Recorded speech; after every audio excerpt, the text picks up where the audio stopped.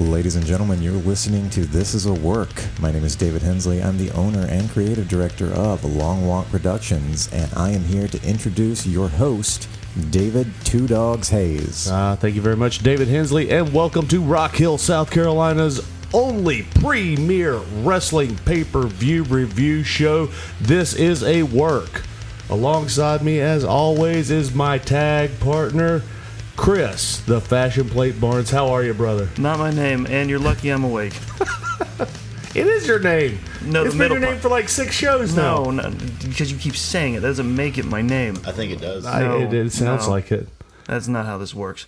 And obviously, you're hearing another voice in the back. We have a special guest in the studio with us. I can't put this guy over enough. I'm very excited about it. One of my dear, dear friends. This man has been on the indie scene for quite some time. He has performed with the likes of Vader, Kevin Owens, Cedric Alexander. I know I'm leaving out. We can get into it. I wrestled Jushin Thunder Liger 2 times last year. There it is. Sheamus and Cesaro. Famous spot on Monday Night Raw. What is a fashion plate? Well, that. Okay, cool. Hi, I'm Zane Riley. Zane Riley. My God, we have been trying to get him in here for years. We finally got him. We got him booked. There he is. I had a moment at 9:30 on a Saturday. No shows. 2020 starting off real well. And luckily, the best Royal Rumble of all time happened, so I was able to get on this. Right on, man. Dude, we're so happy to have you, man. I'm mainly happy that I got you before you got on the podcast. Yeah. That was... Which I'll be seeing old Finger later today. Yeah. That's all I really care about is that I beat you to. I beat Finger. That's. I'll like really phone it in when I do his. I'll give you the A. Give us the A material. Yeah. That's what we do.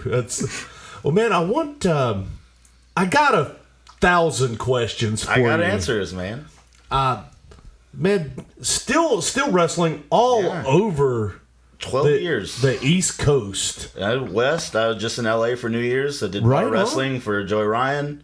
I've done some stuff out that way. Did San Diego for that WrestleMania. Did the WrestleCon show.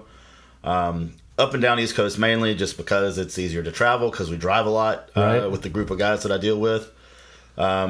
But yeah, man, doing it and like really trying to get out, but it does not work. No, it doesn't. You just stay. You either if you try to get out when you start making money, then no, it doesn't. It doesn't work out. And I'm in those Tully Blanchard years where he's like, oh no, like after 33 is when I actually made money. Yeah, and now I'm starting to make money. I'm like, damn I don't want to make any more money, so I'll go home.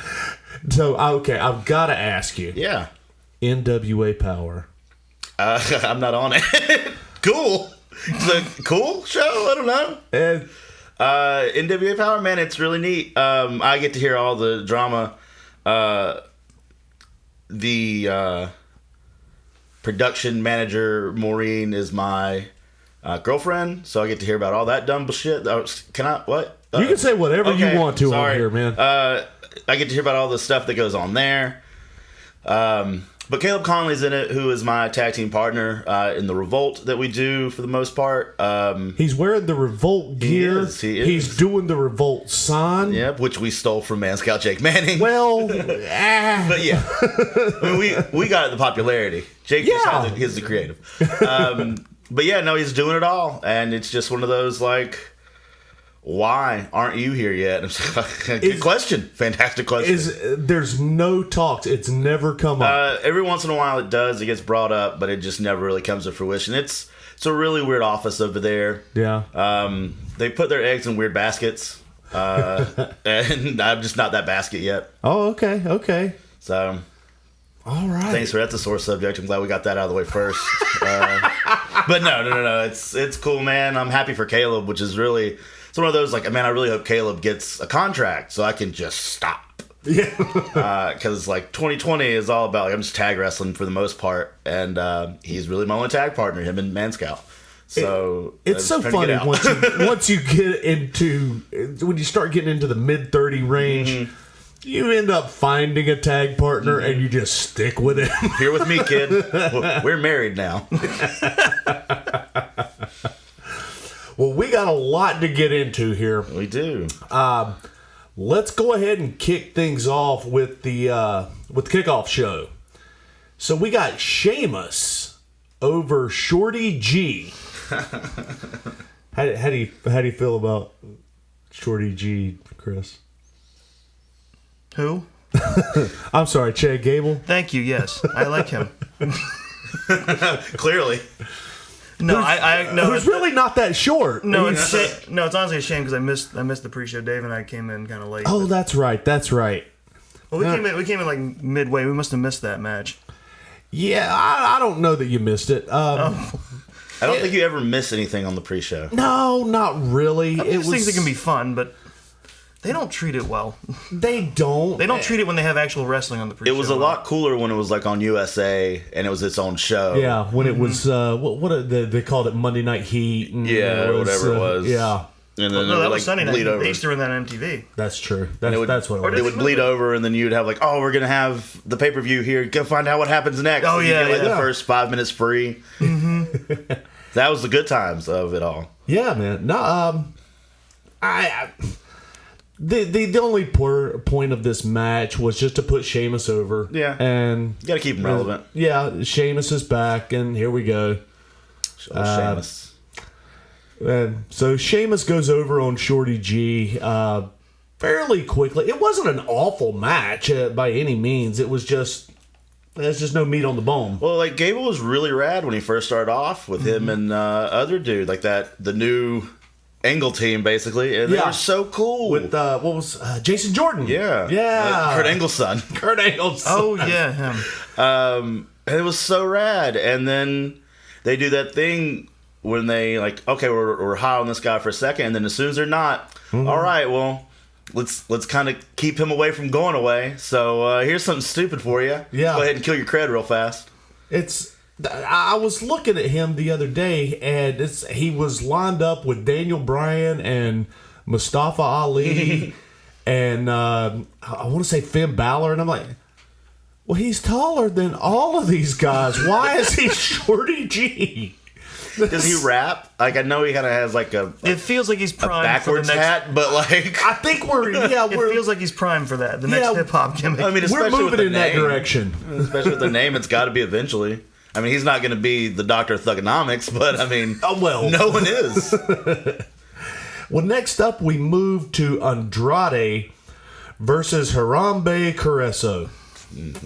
Careful, that's problematic the way you're saying it. He refuses to say it right. He's been told.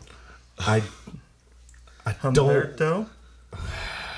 Humberto. He's probably a cologne. I'm just going to call him Carrillo. Carrillo. It's not Carrillo. When there's a double L, it's a kind of a Y sound. Oh, I don't care. He's got the most punchable face. I swear to God. Not wrong. I've never wanted to hit another wrestler as hard as I could so bad in my life. And I'm sure he's a lovely human being. But God, it's like he's too babyface. He's got the Latino boy band look. Yeah. like early Ray. Yeah, he should be in Menudo. Hell yeah. It's Maybe they put him with Shorty G, No, and then we have this boy there it band is. moment. We're gonna start 3 no, what count happened was 2.0 all Don't over you get again. me started. Well, no, what happened was and he got too old, so they kicked him out. Well, they live around here. What do you I was got? about to say, like, I used to, in my younger days, like early 20s, I used to work at an Outback Steakhouse. Oh, Evan Courageous. And Courageous would come in there so often. Like, to the point, the first time it was real cool, and then eventually it was like, fuck, man, go eat somewhere else. Well, Courageous used to work at that Outback, didn't it? Oh, my God. Really? Yes. Not while I was We're there. talking about the one in Gastonia, right? Yeah, right there off the interstate. Yeah, my man worked there. Wow. Well, he still got that discount. No wonder he was there all the time.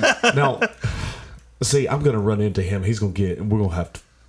Does he listen? Well, I don't know. I don't know that he does it, though. Somebody's going to tell him. Yeah. So a friend of mine actually bumped into him at a mall one time. Literally. I was going to say literally? Literally bumped into him. And she looks at it, she goes like, "Oh, I'm sorry. You're Evan Courageous."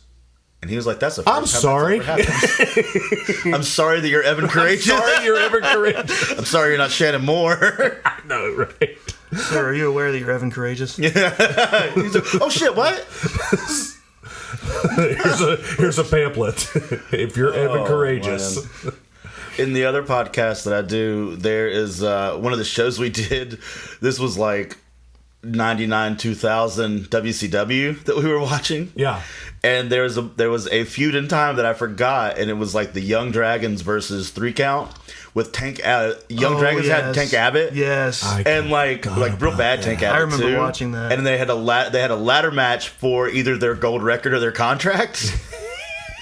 Yes. It was one of the best times because Tank Abbott just totally like, I'm making money. Yeah. Yeah, I mean, 3 count was a good idea. It was. Unfortunately, they didn't have Shorty G or Cena. or Harambe guy that you were talking about a minute ago. That's a lot of problems with WCW. It's like, that's a good idea. They didn't have John Cena. That's a shit ton of problems. Yeah. Boy, did we devolve quickly. We It's a didn't even good get out idea, of the kickoff unfortunately. show. It's a good idea. Unfortunately, it's a WCW's idea. So Right. A late WCW. yeah. idea. Oh my god. So Andrade and Carrillo. He's mostly there. It's good. Yeah. Close enough. He'll forget next show. I mean, you can't. It won't matter next show because he's suspended. So Andrade got suspended Monday. What? Wellness, brother. That's right. Yeah. Yeah, I did not hear. I think I was too busy seeing what was going on with AJ Styles. Fucking AJ Styles. Yeah, man, he got suspended for wellness. Which, from what I hear, weed isn't on the table anymore. Like, you don't get suspended for that. You get a quiet fine. So That's what I've heard, that you can do payoff money. Yeah, basically. Yeah, It's, because it's legal so many places, and a lot of it has to do with mental health and whatnot. And these guys have CTE, so might as well let them have something. Yeah. So which means it has to be like possibly or allegedly, however you have to say it, not to get you guys sued. So it either has to be like blow or he pissed real hot, like on steroids. Oh yeah. I don't think he's steroids big though. He's gotta. Well, I mean, if you look at Charlotte and then you say, this is because those are like quick turnaround. Like we're talking booger stuff. sugar here. Yeah. I think it's. Those are quick turnarounds, so like it's got to be one of the two. Yeah. They haven't announced. They just said he was suspended, which is also weird that he kept his belt here. Yeah, that's weird, man. That's wow. So, but still U.S. champion. So Yeah. Well, so that I can't say anything bad about the match. It's great match. Those two work really well together. My only issue is how many times we're going to watch this. And that's supposed to be like the new feud for that belt too. Like they're building up other dude to be the next. Looks like they're putting the bullet on him. Yeah. It's, which means we get more of them for a while of this feud particularly. Well, anyway, I gave us 3 Meltzers. Best I could do. Yeah. It's, Chris, what do you think? I think I missed it because we were late. That's right. Damn it! But going off last month when they had the same match on the pre-show, it was a good match. This is the same amount of Meltzers. Yeah, and and when they had the 3-way at Clash of the Champions, same thing.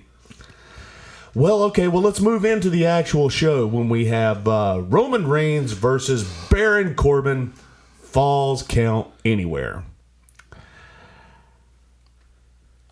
Could Roman Reigns look any more uninterested in being there at that entrance? Like, Right. he just stared. He had that edge look when we get to later, minus the tears. He was just like, "Where the fuck am I?"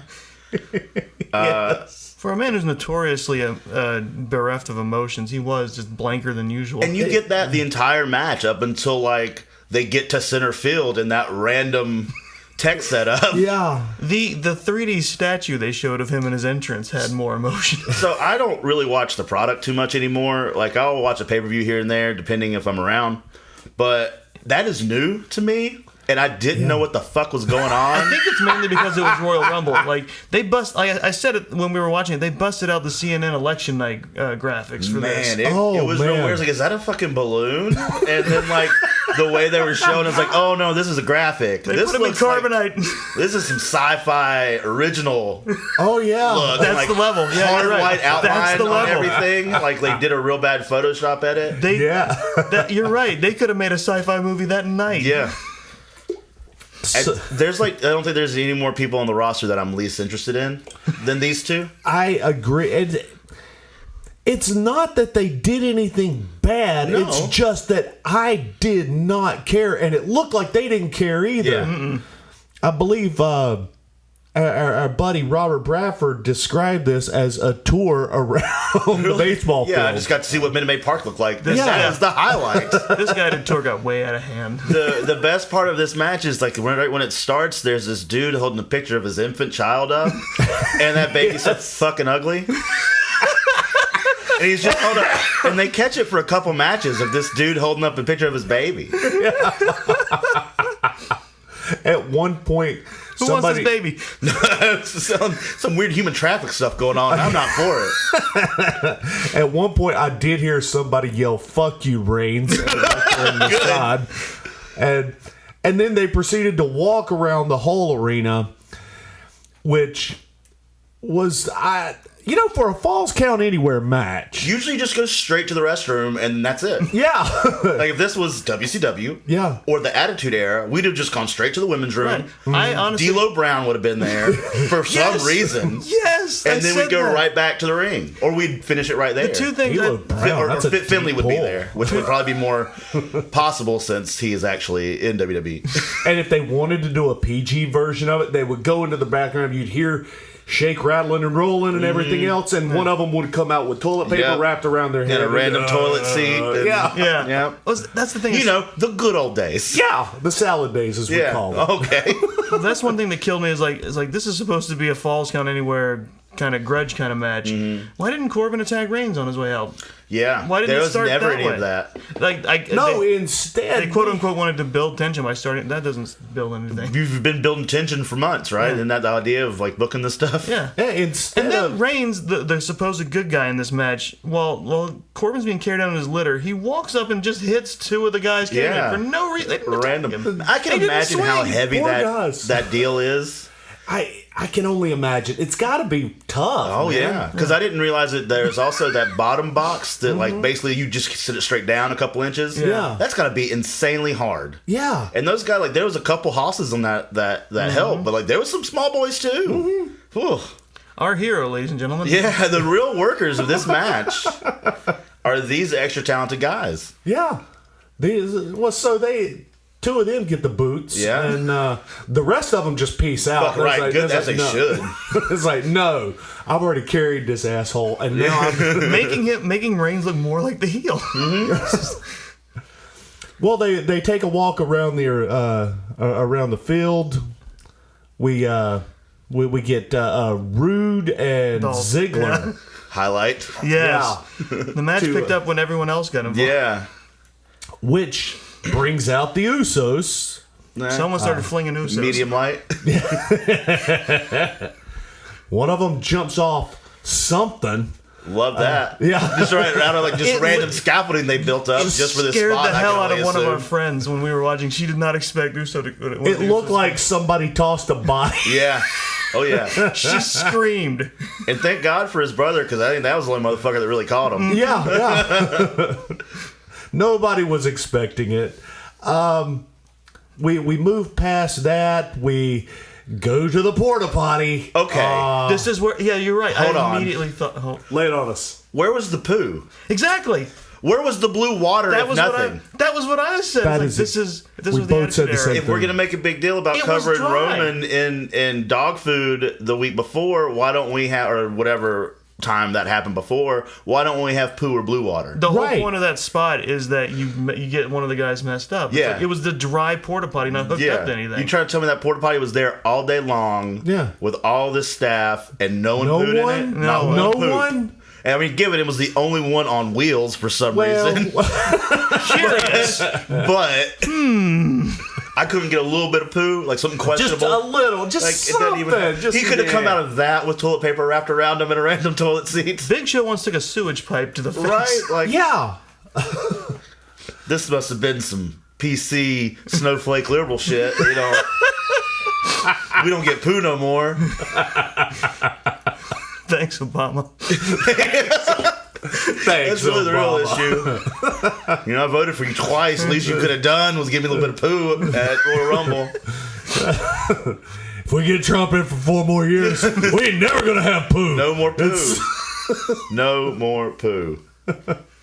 So the match goes on. We're about at the go home, and they Yeah. just decide to take it to the dugout. Yeah. Gives them the worst spear I've ever seen, Followed by- except for later on tonight. Followed by the worst chair shots. Yeah. Baron Corbin. Just the lightest. You probably were told they couldn't mess up that dugout. Yeah, this is look, man. This is If you were wrestling on a baseball field before, you know they the care about the Astros. grass and they care about the grounds. yeah, the you mess Astros, anything man. up? They're this is made out of plywood and good vibes. So let's not take it easy with the spear, huh? Please. They do 2 things, they do it twice, but they do one thing in this match that I love when it comes to stuff like this, and this is actually one of my big positives on it, was, and it happened very early. It happens again later, but it already happened, so I've already popped for it. So, of course, they, out the gate, announce the Spanish announce table. Oh yeah. So we know that guy's not lasting. That guy's gone. Chekhov's announce table. And then, yeah, exactly. And then they got, theirs, and then the Germans are there. The Germans. Yeah. I love, they did the thing where they set up the Spanish announce table for the break, and they fight away from it, and they go away, and then come back later and reintroduce that. I love that kind of a callback situation. Yeah. So I always pop huge for that. Like, let's get this out of your mind. it's a Here we are. tease. And they didn't even move the monitors this time, which is usually the first that's thing. right. Yeah, we talked about that too, actually. Was it Brains who took the monitor to the back? Yeah. Yeah. He took it on the German announce table because they went ahead and broke that one. Yeah. And then came back to the Spanish. But I was also looking when they broke the German one. The American announce tables, the TVs weren't even on anyway. They were like blue screens. I was like, oh, I wonder if they actually watch this stuff or do they just look up at the ring? And like, it stands to reason because it's right there. Yeah. I'm betting they were warned they might try and break theirs too. Or something. Yeah, it was just nothing there. No, wait a minute. This was in the baseball stadium. They didn't have the Titantron this time. That's right. That's Did they right. not? No. 'Cause they had a weird entrance way. Like, it teed off. And the people were like, before the countdown, they're already walking to get to the head part. They Which had to run this in was from the the same right. thing they Yeah. did at the last Royal Rumble. They were at a baseball stadium again, and they just kind of walked out and no Titantron. Last year, I was pissed off about it. Oh, the only thing they had was the thing at the top, the scoreboard. The scoreboard that did the countdown. They did 'Cause do the scoreboard. They did. They did run right. the Titantrons through But I that. don't think they did video off that guy, did they? They did. Did they? Okay. Yeah, because I would see them when they would come around. They would show like who person's entering video, but that's all you get, Yeah, okay. Oh, that part. But they weren't showing like live.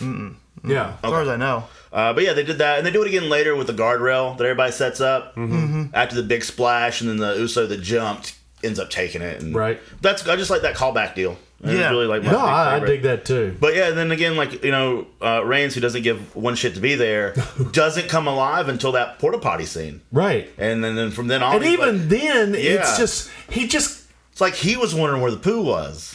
it's under his nose. Yeah, it's in this match you've been doing, bud. I was immediately underwhelmed by that spot because I could tell. I was like, "There's nothing in there." Just Corbin. Yeah, I was real shit. I was bored, excuse the pun, shitless with this match, and two Meltzers is the best I could do. Okay. I went back. I had originally given it 1.5. I went back and watched it, and I'm like, no. That's if there's one thing this match is missing, it's number 2. So Yeah. that's what I'm going to give it. Yeah, I mean, It's somebody's got to get some poo in there somewhere. The rest of this is just going to be filled with shit jokes. That's It usually is. And so, like, and then I feel like, maybe it's not the place for it here, but it never happens throughout the show. There's never one reference to the Houston Astros sign stealing scandal, and I feel that's a really good Corey Graves or Jerry Lawler moment. Yeah, absolutely. No, that's We don't get that, and I'm upset. no. So then we're going to move into the Women's Royal Rumble. I was expecting this to be a shit show. I was kind of surprised. Yeah, there's some really hot moments here. Oh yeah. So we're going to let's quickly run this down real quick. Let me get my computer together here. All right, so number 1 coming out is Alexa Bliss. Number 2 is Bianca Belair. Belair. Oh, Bill. Close Whatever. The EST of NXT. long braid. What in the fuck does an EST mean? I mean, obviously it's like established, but like, how is that a moniker if it's the EST of NXT? What is? I don't know. I guess it just means that she's established herself. I think that's what she's going All right. for. I mean, she fucking kicked ass. She was badass. Oh yeah, she was great, man. I was just always curious what the hell that meant. But yeah, her tights threw me because it was established, and the lips was like established kissy face. Mm-hmm. Yeah, and her hair, that was real rad. And you're right, because I just recently started watching NXT. Well, about the time it came on USA, because I didn't want to bother with the network. Not part of the network. But too busy watching Hidden Gems. exactly. Yeah. So watching 1984 NWA TV, so it's whatever. I get it. Well, watching the WWE house from 2013. See what Boogie Man's doing. That's all I really pay attention to. See what Piper's up to. Number 3 is Molly Holly. Cool. I can't. It's nice seeing her. It's she's nice doing well. to see her. She looks like she's related to Bailey now. She's the old aunt that will let you smoke. You know, when let you have a drink of her whiskey when you're at a family reunion. She's the cool soccer mom. I was surprised she got that big of a reaction because I kind of think we're sort of past that moment. A little bit. But they sure had to make a "Where's Hurricane at?" joke, like a goob. Yeah.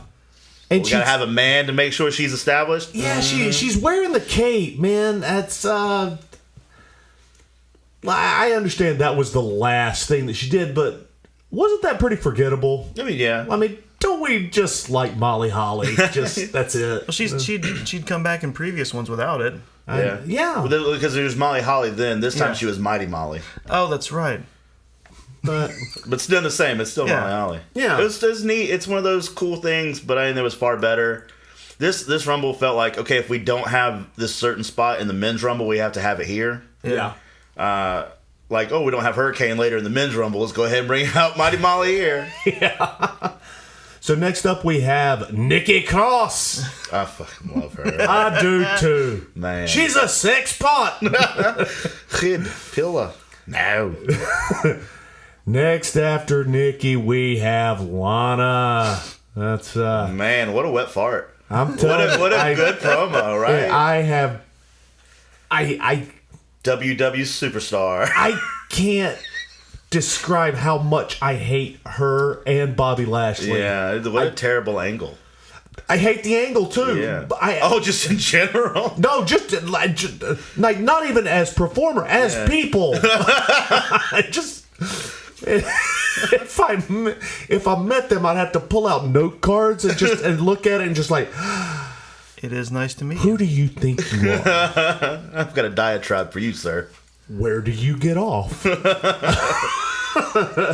What gets you And to then right? he points at Lana, and then Oh God, I can't. Okay, no, I'm not getting on that tangent again. is this a thing? Oh God, thing. is it ever with me? Ow. It's I don't like Roman Reigns, but I hate Bobby Lashley, like, and I hate Lana just as much. So we have coming out Mercedes Martinez. Yay, big indie pop. Followed by, I'm just going to start calling her the fallen one, Liv Morgan. Yeah, she was a lot cooler when she was doing the thing with Ruby and Sarah. Yeah, they ruined her. Yeah. Like, she's not buried yet, but boy, she's damn close. No, she had to do a fake mistook her for lesbian Mandy. angle, so. Yeah. I mistook her for Mandy when she came. Dude, a lot of those girls, like a lot of those white blonde girls, Yeah. are basically the same person. Kinda, yeah. Yeah, and that was the thing when they started doing that repackage gimmick for Liv Morgan.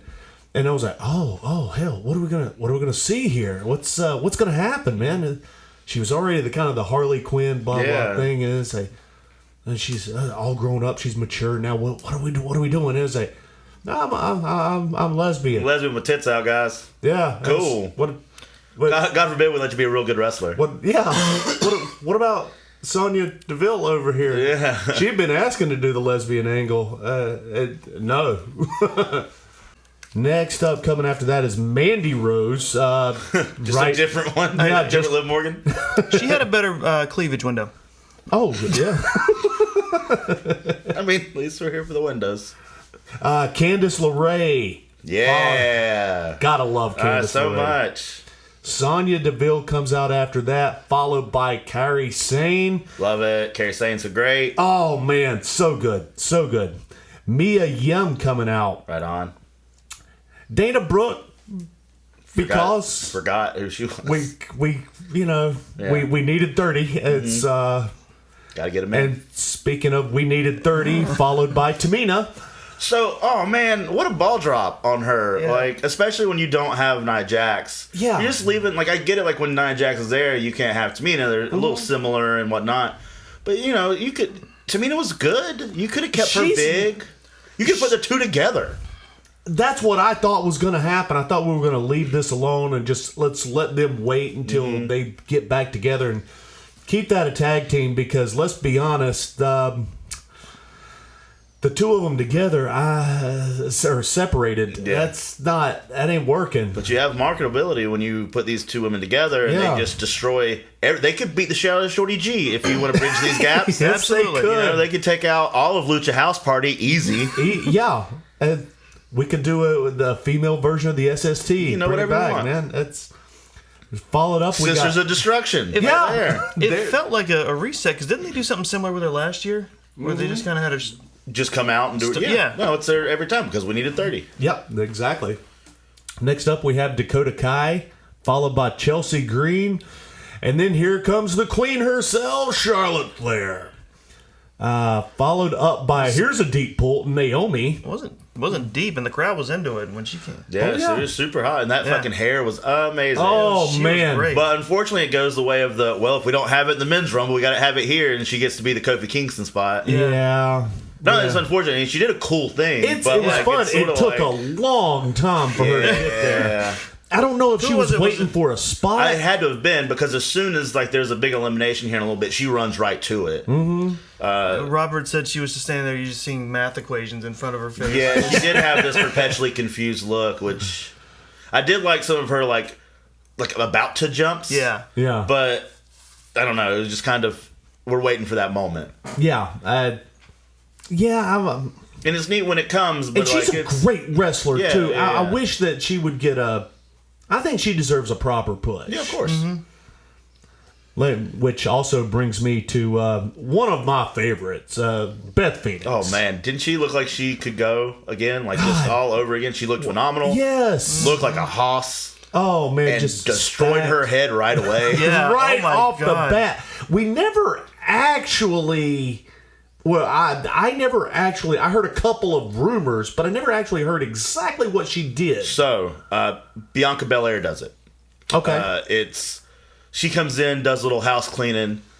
She pairs off with Bianca. Earlier in the night, like I think it was with Alexa Bliss, you see Bianca mount her and give her those forearms kind of sitting on the top. And Alexa's kind of like flailing back and getting real close to the post. That's what they were Same saying, deal, except when she pops her, she goes straight back. Like Beth goes straight back. And you can hear like a ting. And when you watch it, you can hear like a metal ting go off. And then her grab it right away. Belair kind of hooks in close, like there's a talk, and then a ref jumps up on the apron and checks on her real fast.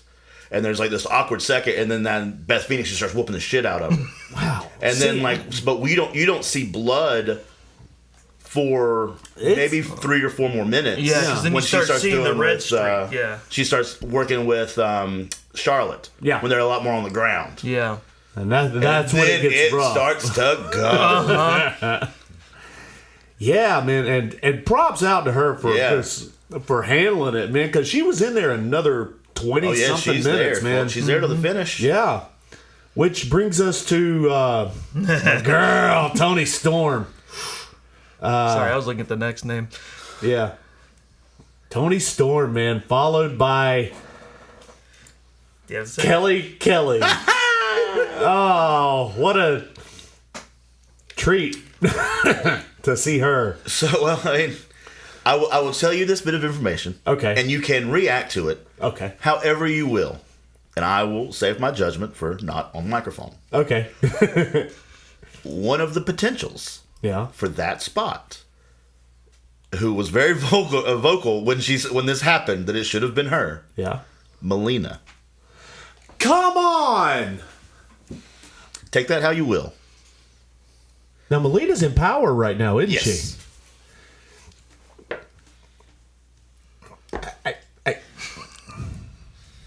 Lesser of evils. Okay, no. Use your words, Doggz. No, I'm not. I know. I think it's better for the podcast if I don't. Here it is. Take it if you want to. Sit it on back if you need to. Yeah, I'm just okay. I'm just. So Kelly was there. Kelly was there. Followed up by Sarah Logan. I've always liked Sarah Logan. I don't think they're giving her a chance. What a disappointment in this bit with her. It happens very fast. I hate that she's a jobber. I hate it. She's got a great character. I get that she's not that strong of a worker, You but kind of need her with Ruby Riott, but still, we could put her with the Viking Raiders. She's already there. It's already there anyway. Yeah. We could do this. Yeah. She's just started showing up with them in costume and no one just saying that. But then at that point, she'd become a manager, and then she'd totally get lost in the shuffle. That's true. That's a good point. So yeah. Great idea, but this is your consequence for getting what you want. So. That's true. Well, I mean, she's lost anyway. Yeah, so it ain't like she's there in the shuffle too much. But it was a real hot moment when the whole Riot Squad was feuding with Ronda Rousey at that time. Mm-hmm. She was really showing out for that shit, and they just kind of let her go. Yeah. And they just kind of job her out real quick here. Yeah, just got to get her out. It's like, okay, we're running short on time. Let's pick this thing up. Speaking of, coming out after that is Natalya. Yeah. I like Natalya, but I'm about done with her. I mean, she's done basically everything she can. Yeah. She's slowly going the way of office job / trainer. I mean, she's still got the matches in her, but just they do the exact same stuff with her every single time. Every single time, and she's starting to slow down. Yeah. Her excellence of execution is not that excellent anymore. Going the way of Bret Hart. Yeah. After that, we have Xia Li. She looked real good. Looks great. She did, yeah. Then my girl comes out, Zelina Vega. And I saw on Twitter her entrance stuff was actually Mortal Kombat inspired. Yeah, she was like Sindel. No, Sindel. Mm-hmm. Well, if we're gonna do that, Lana came out dressed as Miss Marvel. Yeah, she did. Marvel. Yeah. Highlight The best of her thing about part. Yeah. Yeah. Well, I mean, it's better than the old Rusev Day that she brought out. Man, I love Rusev. There was another female wrestler in this dressed as a Mortal Kombat character, and I cannot remember who it was. There are two of them. Yeah. No, you're right, and I can't remember exactly who it was. It wasn't anybody left that we have left on the list. Was it Mercedes? No. She came out with that face mask deal, but she wasn't necessarily Mortal Kombat. But well, anyway, so we got Shotzi Blackheart coming out. She had a good run with Shayna Baszler. Yeah. She looked interesting. That was my first time seeing her. She has a real neat entrance on NXT. She drives a mini tank to the ring. Yeah, it's fun. It's fun to watch. It's like those monster truck kids you toys you get for your kids, Okay. like the 8-volt battery deals, but it's a fucking tank. It's awesome. Coming up, we've got Carmella. Nobody reacted to Carmella. And that's unfortunate. Yeah. For a girl that was terrible to a girl that came pretty alright in such a short amount of time, it sucks. Yeah. She She's pretty good. She's gotten to be very good. Zane, I'm going to need you to go home. I'm going to need you to talk to a few of the ladies that attend the pay-per-views. They have hard opinions about Carmella. It's fine. It's fine. I have hard opinions about not making money, so you girls just want to shut the fuck up. You guys want to make money? Hogan sucked too. Let me we're stop going saying. with Mella. Yeah. And finishing it out, we've got Tegan Knox, followed by... So they called her the shiniest... Like, she had the shiniest wizard? Was that her? The shiniest wizard. Yeah. And she never did one? She just did a bunch of European uppercuts? Yep. Right on. Hell yeah. It's, She took a fucking hell of an implant buster. God, did she ever. Glamazon slam. Woo! Man, she my took a beautiful God. one. But she was outdone by our next... I think this was my pick to win. Me too. Santina. Yeah. Marella.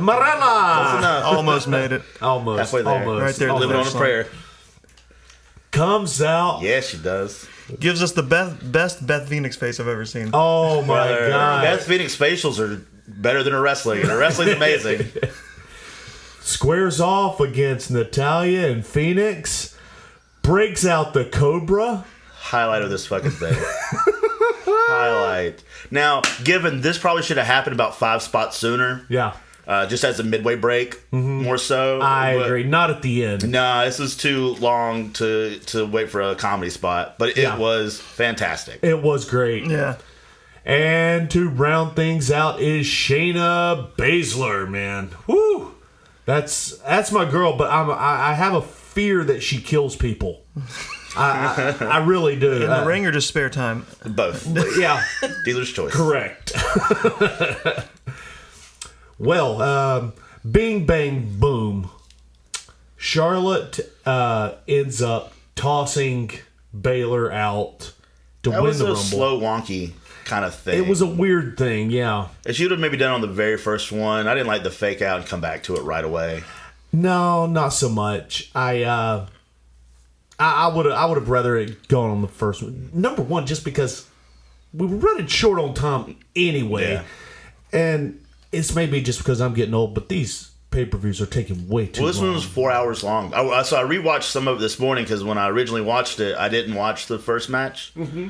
I came in like right at the Kobe Bryant part, of course, and so when I turned on this morning, it was like 4 hours. Like, you gotta be shitting me. Yeah, that's crazy, isn't it? I mean, now, what I thought would have been neat, and the story I thought they were telling for the first half of the deal was, like, they had Bliss and Belair at the very first. Yeah. And they were talking about how long they were going to be in there, and there was moments where it was just those two over again. Yeah. I knew that Baszler was going to be 30. Like, I had a feeling it was going to be her 30 spot. I knew she'd be up If they there. would have taken it, those two, to the very end, and then Shayna winning it that way, it would have been really neat. That could have been fun. But then you have, like, do you put Shayna Baszler at Mania like that right away? That's kind of weird. Yeah. And you're not going to lose anything. You got the safety in Charlotte and the draw of Charlotte being in. And so I understand why they won. It's a safe bet. It's a safe bet. Yeah. And she looked good in the Rumble. Like Yeah. Charlotte did not look bad. No, not at all. My only beef with this is just moving forward. It's going to be hard to top what we did last year. Yeah. As far as the women's division goes in your world title. Because we had Rousey and we had Charlotte, we had Becky, and we had that amazing where I'm going to arrest all three of you, and that backstage brawl. Yeah. That was just probably one of the most incredible vignettes I've seen out of WWE in several years. Yeah. I don't think we're going to be able to repeat that. And we also didn't really make anybody besides Bianca Belair.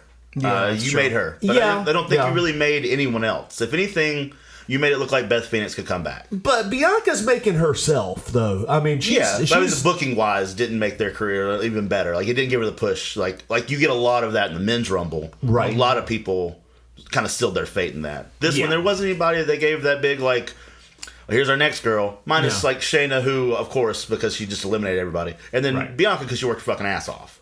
Exactly. Right on. But everybody else is just kind of like, I'm here. Yeah. So moving on past the Rumble, Sticking with the women's division, we have Aunt Bailey versus Lacey Evans. I didn't hate this match. It was good. It was a good after the Rumble. And it's, let's be honest, that's hard to follow, man. It's true. Bailey comes walking out like just and Real upset. I don't know. I thought this was a really good match. Bailey spends a little bit of time over there getting some heat with the kid. That fucking kid was the best worker in that match. Man, I'm going to tell you what. That kid made that match. Yes. Now, and she could have cried. Oh. See, had I been Bailey, I'd have parked my car over there. Yeah. I would have lived over there. And just as a side note, Lacey Evans' husband is a gomer. He's a goober. Every time the camera flashed over to him, you see him there just... He is boxing out of his weight class. And I hope he knows it. I don't believe in leagues, but they play in different sports. Oh, yeah. Holy, good for him. Good for hung. Got to be hung like a horse. Oh, he's got to have a or got game. her when she was ugly. Yeah, he's got to have a rap that's... I mean, it's just a hoss of a man. So they have a decent match. Bailey spends a little bit of time with the kid. I would have done so much more. She also doesn't seem comfortable being a heel. Like, she has fine heel promos, but when it comes to the mannerisms and the working around, I like her way better as a baby. I do too, and I no, you're absolutely right. And she doesn't. She's getting better, but it's still she's got a long way to go. Yeah. I was like, what was the other day? She was on Raw, doing some back and forth with the commentaries, and I think somebody bumped into her or something, and he's like, "Oh, I'm sorry, I didn't mean to bump into her." She's like, "Oh yeah, no worries." And I was like, "No, you got to put the shit out of that guy." He's just like, "If you ever touch me again, beat that man's ass." Yeah.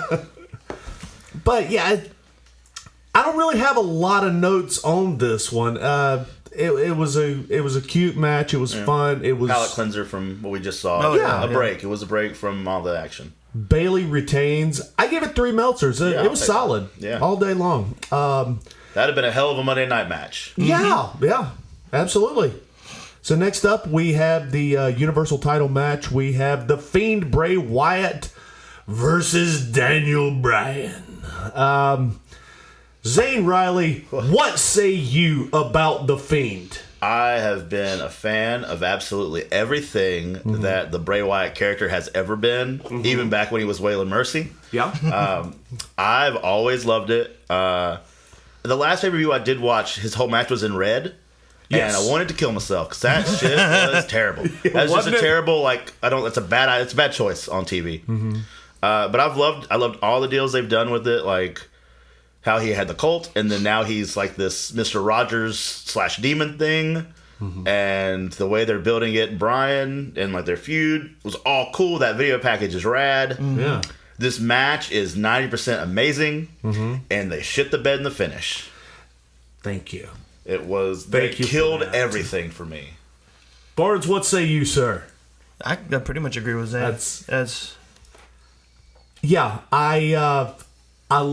I wasn't on board with the strap match. It's a weird build. Like, I get what they finally came up with, like the reasoning behind it. And I'm fine with that. Yeah. But once they get going and you see these real welts all over Daniel Bryan's no tanning ass, right? Man, it gets gruesome at parts. You're just like, man, this is uncomfortable and this is great. Yeah.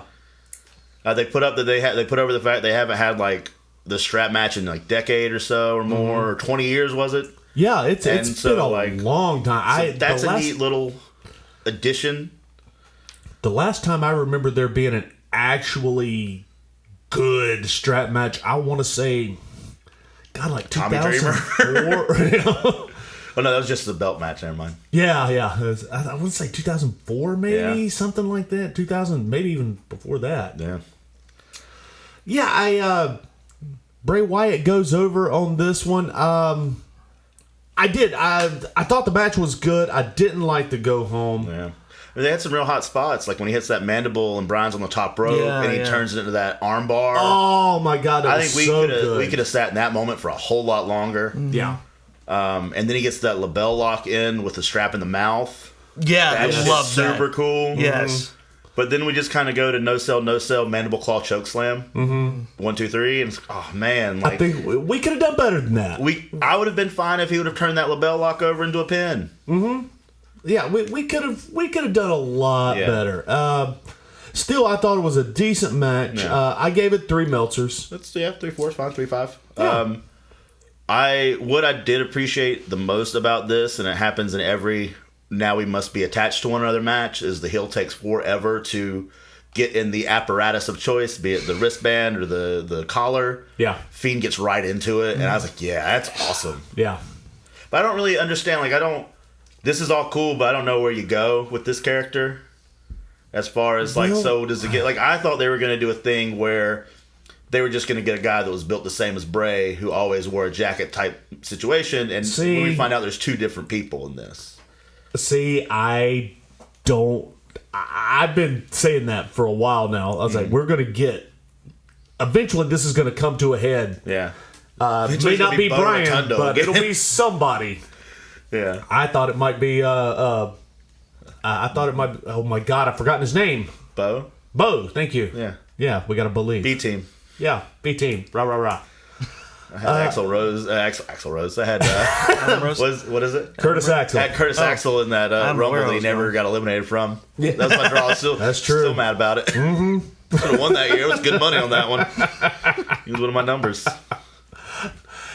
Yeah. So let's move in here to Becky Lynch versus Asuka. If they ever let go of Asuka, it'd be the dumbest move they ever absolutely, 100%. Yeah. Man or woman, Asuka is the best worker on that show. Right on. Love her. Yeah. And I like Becky too. I'm fine with, I like this. I think that last thing they had, was it TLC, where they had the tag team match? It was the Kabuki Warriors and Becky. Was it the what TLC? was that? It was TLC. Yeah, because it was in December. Yeah. That started off real hot, and that became a real shit show real fast. Yeah, because I want to say Kerry Singh got hurt bad. But then there was still a bunch of other fuck spots. Mm-hmm. This totally made up for that. Yeah. I love Becky. I think she's great. I like her better with a broken nose and a bloody face. That's just, right. That's just a me thing. Like, I pay extra for that. But I think the bloom is off the road. I think the bloom is off the rose for Becky Lynch for me. Yeah, she's kind of shot the moon already. Yeah, I think another one of those. Where do you go from here? Besides fighting men, which I am for. I'm fine with it. She can beat the shit out of Lucha House Party. Look, hey, well, they're doing it. They're doing it on the indie circuit now. I mean, it's hell, they're doing it in Impact. We got. I was gonna say we've got Tessa Blanchard. Yeah, we do have Tessa Blanchard. That's correct. Those are words. Have you heard the footage of? I have not. I don't even know if I want to talk about it. I'm 90% sure that's not real. You think so? But I will. I do know that someone else on this pay per view has sold their pictures of their poops. So okay. Well, now I have to say it. So there is put it together with what we just stopped around it. Go ahead. Yeah. So there is. I guess there's a soundbite of Tessa Blanchard going to the bathroom. You remember that part that they forgot in the first match with Roman? Yeah. And King Corbin? Well, they didn't miss it there in this soundbite. Well, apparently it's rumored that somebody paid Tessa for this privilege, quote unquote. Yeah. So to audio her pooping. Yeah. That's what we're going for. You got no thoughts on this, Hensley, at all? Were you? I mean, are you he? I am not he. I have no thoughts on this. Should be just writing down the time code to just edit this out. Yeah, probably. No, I heard Jason and Mike talk about this on the podcast on my way to work one morning, and I was like, what in the unholy fuck? You have to be making this up. No. I don't think it's real. And as easy as it is to find some of her custom work out there and some of the stuff she did prior to some of her bigger contracts, I still don't think this is real.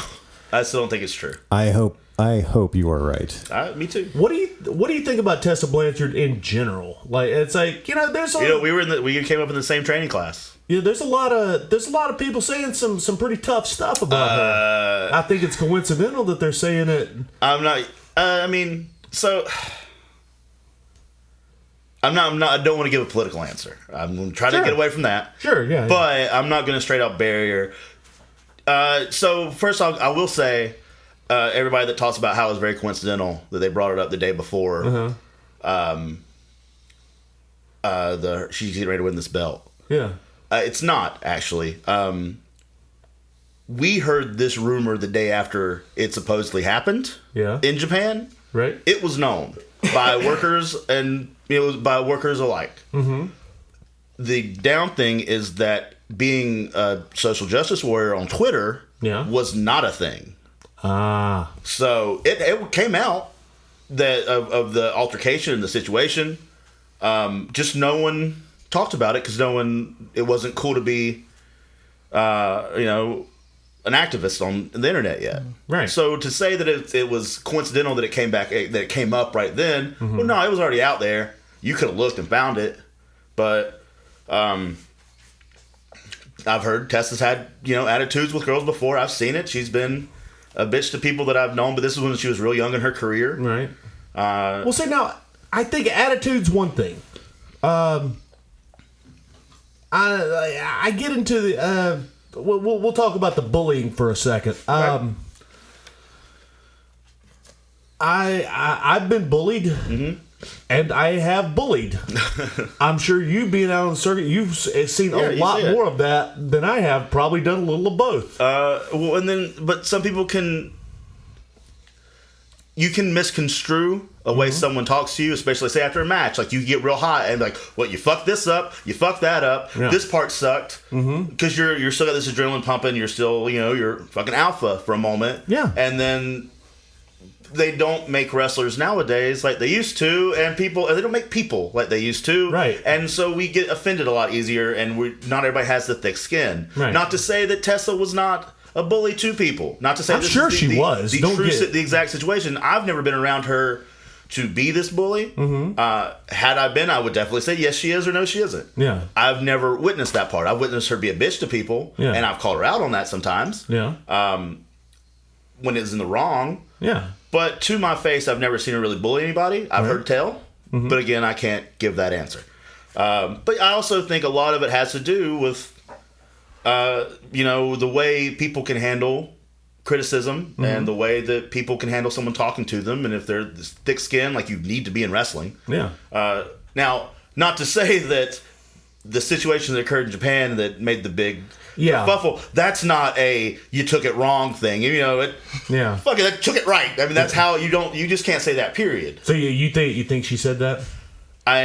Yes, I heard that she did. Okay. That was part of just the same way as everybody else has heard it. Right.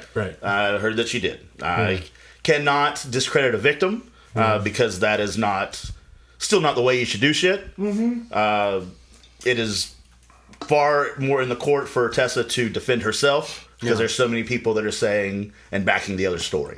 Right on. So I can't discredit a victim, but you get those girls should deal with it however they see fit. Yeah. If Tessa did do it, fucking just say, I did it. I was stupid. I said something dumb. I reacted real badly. I suck. There you go. Eat your shit. Go on. Literally, eat your poo and then go about it. And that's how you do it. Whether you recorded it or not. That's a callback. Yeah. Full circle. Full circle. There we are. There it is. Okay. Moving into the Royal Rumble. All right. There was not many matches on this show. Everything was long as shit. Was it 8 or 9? 1, 2, 3, 4, 5, 6, 7, 8 matches. But is that including... That's including the so there's kickoff. like 6 real matches, right? Yeah. Which is... I don't hate that. No. I hate that it's 4 hours. I would like a 3-hour show with 6 matches. Yeah. Well, I do find that a little crazy that 4-hour show, 6 matches. Yeah. But... what was it, last week on Raw or week before last? 3-hour show. There were 2 Oh, matches. that's killer. 2. What do you get to see? Like, what does your money come to? Well, they you watch your 2 matches, and then And those probably only last, like, what, 10 minutes, 15 minutes? some of them are going 20. Okay. It's And then they but lock you in the building and make you a part of 205 Live. There you go. yeah, and then you're gonna watch promos for collectively for an hour, and then we're gonna see the replay of what we just got through watching for another hour and a half, and oh god, I hate Raw so much. It's Back to this pay-per-view. It was nice of them to explain the rules to the Royal Rumble every time. Yeah. And a really nice title card. As opposed to the women's rumble and the men's rumble would have different rules, you know. yeah. Well, as it turns out, I did need to see those rules. Because I kept telling one of our friends that were there, I was like, yeah, no, the winner is main eventing WrestleMania. That was like, no, I thought it was a title match. Not necessarily, just main eventing. A few minutes later, it pops up. Title match at WrestleMania. Yeah. They specifically put that card in for you. You gotta give Edge and Randy Orton the main event spot at WrestleMania. Get right. Yeah, but see, Come on, I Booker. forgot that we have 2 Royal Rumbles now. Yeah. So now we do. Oh have no, to have even one. better. They do like a double Jeopardy style thing from ECW where both matches happen at the same time, but are their own independent matches. Yes. All right, let's get into it. We start out. Let me start off by saying this is the best Royal Rumble I've ever seen. I cannot say that, but this was a damn good one. Now, As we go, I'll explain why. Okay. Well, we're gonna talk. We're gonna talk about it. We have to. He's first. We're gonna Yeah, I mean, if we don't talk about it, you lose half of it. we're gonna talk about. We're gonna get Zane's thoughts. As a Booker man, We're call gonna Robert. get my thoughts through the eyes as we watched it. Now, when I go back the second time, I had a change of heart. okay. And then we're going to talk about one of our dear friends that was there, Robert Bradford. Dude, I we should love call you, him. Bradford. We should call him and put him on speakerphone. No, we should not do that. He's busy playing his video game. This is... Robert is one of the nicest cats I have ever met in my Calmest, life. most composed person. Yeah, Are we about to shit on him? No. a little bit. Okay. A little bit. No. He died. Only slight. Just a little poo. It's a little of that number 2. Just a little bit. There's a theme with this rumble here. And it's the lack You of smell shit. it? Yeah. The Rock's here? So, Brock comes out. Like one does. Yeah. Followed by Elias, who does his catchphrases, brings his guitar, even announces himself as the sacrificial lamb, which I thought was great. I cannot figure out what Elias's gimmick is. Because He's a drifter, Zane. at first, I thought his gimmick was that, like, he was a very good guitar player but a terrible singer. I thought we were doing some weird reverse double J thing.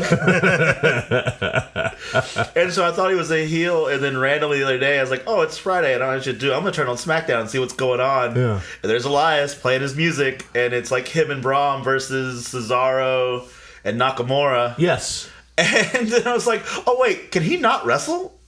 Is he a bad wrestler? Is that his thing? No, I think he's great. Because he was not good that night.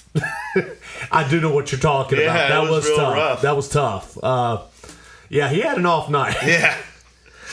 But yeah, I was like, I don't know what's going on here. Who can Yeah. kill this poor man? I think it's the jeans. I think he needs something a little bit more stretchier than the jeans. And we've had this argument before about wrestling in jeans. Oh, it's so and, hard. I Can't breathe in those things. We got I can't pores in do our it, bodies. but that, No. I mean, that might have something to do with my gut. You might not be able to pushing just down. wrestle because can't wrestle, but like, also it's hard to breathe in jeans. Yeah, yeah. So Elias says his shtick and angers the beast, and he jumps out of the ring and he chases chases Elias around. Elias slips, and then so does Lesnar. They get back into the ring. Lesnar hits him with this clearly not gimmicked guitar. Yeah. Oh no. Got a Hard. honky tonk mandem. Yeah. Jake the Snaked him. And you could see it because there was this jolt that went through him. It was like, Yeah. oh, you And got then yeah, that was a hard hit, and you just saw the back of the guitar pop a little bit. He's like, oh no. you got a supposed- tater there, pal. That's supposed to fly apart. Can you imagine if it happened the other way around, where Elias just slid in and very first thing he does is El Kabong Brock Lesnar, and then like everybody loses their shit, Brock and is- then Brock just shakes it off, and then goodbye Elias. That's a real hot starter right there. That's the way I'd do it. Yeah. So Say we have to Elias- kill this man. Was him breaking that? Was that like? I hope that wasn't Elias's personal guitar. Oh, it doesn't matter. I just hope not, because it reminds like me of to Kurt think- Russell breaking that irreplaceable guitar Yeah. instead of Hateful Eight I because like he to didn't know it was think the that fake one. He brought in his guitar and he was just kind of telling everybody, "Hey man, my granddad gave me this guitar before he died." He should have done that. And like he was talking to like some other boys, and then Lesnar came by. And he's like, "Oh, that's a nice guitar." He's like, "Yeah, man, my grandfather gave this to me when he died." "Oh man, sorry you're lost." "Yeah, thanks, man. I can't wait to work with you tonight." You better yeah, lose me him twice either. tonight. Come on! No, that's honestly what I would have done if it was going to be my guitar. It's like, we just bought this today. It's like, cool, this is my grandfather's guitar. Yeah, I just it's my pay per view. It's the Rumble, And then just look real sad the rest of the night. And then Vince in the back was, "Kill him with it." Brock. Fuck his grandfather. Yeah. I What if we killed could- his grandfather. It was me, Elias. You've been made a damn fool of. Oh, son of a bitch. So next up, we have Eric Rowan coming out. Is he going by Eric Rowan or just Rowan? Or He's just Rowan, isn't he? No, just But Eric. I thought it was both on the Titan. Because isn't the other one just Ivar? No, not No, that I'm thinking, one. not that guy. Yeah, Okay. Different Eric. Arik. That's Arik. Okay. The old The guy with the The sheep. gobbledygooker in the cage. the sheep. Yeah, that's him. Yeah. I call the big one Bitey. He comes out with his gobbledygooker, and you think, okay, well, all right, the ring's going to fill up. He's not going to get First big eliminated boy. quickly. Yeah. No, just as mysteriously as he enters, he exits. And, He's knocked out, looks mildly offended, and just picks up his cage and Come here, leaves. chicken. Fine, I'm going to Arby's. followed by Robert Roode. Yeah. I love Robert Roode. I do too. Every And iteration of him. Beer Money was my favorite tag team. me for too. so long. Loved it. I still love James Storr. I do too. NWA Power. Power. We're full circle. I'm not there. I don't work there. He's eliminated quickly. Yeah. Next up, we have John Morrison. Who fucking cares? What? I care. Give one shit. Starship Pain, mother. Yeah. The Prince of Parkour or whatever. Yeah. Parkoured his ass right back out. He took a sick bump. Yeah, he does. That's Star of WrestleMania. man. He does this. That was one of the ones that was kind of like, oh, that's a weird immediate elimination. Yeah. I wanted to see him. Now, at this point, He could have come later and done the Kofi spot. They could have had a spot where Kofi and Morrison had a fucking Kofi spot off. see how awesome would Morrison that was have doing been? that too when he was still Yeah, there. they could have Yeah. both done it. Yeah, see how great was it? But followed up by Kofi Kingston. Which is cool because now we start to get some story from all these other Yeah. these Now- other past matches he's had. And the ring starts to fill up just a little Mysterio bit. gets in there. Yeah. Yeah, someone who had the Mysterio big deal with comes him and in. Damien.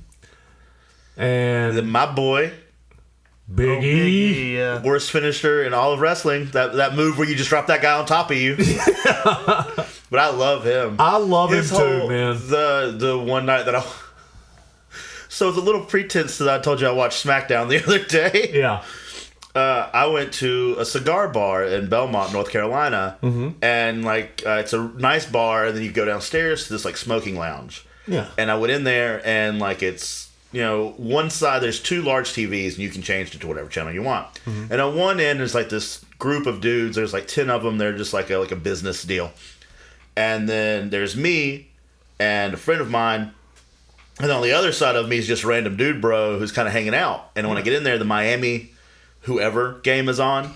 Whoever beat Miami that day, that game is on. And, like, he keeps looking up at it. So I'm like, oh, I'm not going to change the channel. That's rude. Yeah. Well, he gets up to go get a beer. Like, all right, fuck this guy. Turn it on over to SmackDown. Yeah. And the room starts to fill up, and everybody is like looking at me and then looking at the TV, like, what the fuck is going on? And one of the moments that occurred is Big E covering himself in baby oil and them having the conversation about it, and everybody is just like, they want to say something, but then I look like I look, so they don't want to say anything. But it's everyone just keeps looking at me, looking at the TV, looking back at their buddies, and it's just continuation of a triangle of what the fuck is happening. And for you guys, if you need a little description on Mr. Riley, he is quite terrifying. A foot shorter Braun Strowman. Yeah. He's I probably weigh as much and just a foot shorter. He's just a wall of a man.